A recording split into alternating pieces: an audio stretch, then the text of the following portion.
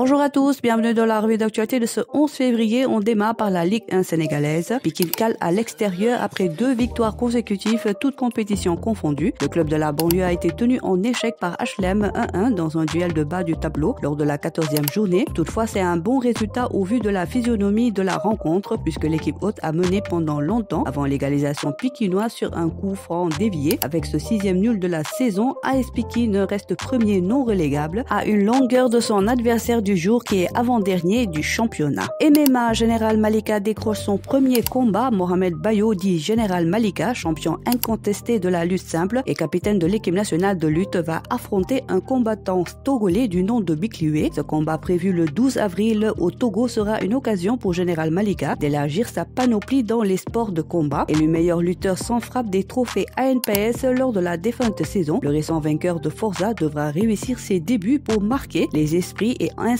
s'offrir la possibilité de rejoindre les grandes organisations telles que l'UFC, PFL ou encore One Championship. En dossier, vous aurez Fédération sénégalaise de football Puma, un partenariat à réinventer. La Fédération sénégalaise de football et Puma sont liés par un partenariat de longue date, mais l'essor des Lions de la Teranga sur la scène internationale pose aujourd'hui de nouvelles questions. Entre opportunités économiques, images de marque et attentes des supporters, la Fédération sénégalaise de football doit-elle repenser son contrat pour mieux valoriser l'aura et la Côte des champions d'Afrique? Les détails à lire dans votre quotidien Wii Sport de ce jour. Et enfin, un zoom sur Cher Sabali qui vit une saison record. Le FC Metz peut compter sur Cher Sabali en état de grâce cette saison. L'ailier sénégalais longtemps considéré comme un talent en devenir explose enfin en Ligue 2 BKT, s'imposant comme l'un des joueurs les plus influents du championnat. Auteur de son 10e but de la saison lors de la victoire face à Clermont 3-1, il atteint pour la première fois de sa carrière cette barre symbolique, illustrant ainsi sa montée en puissance.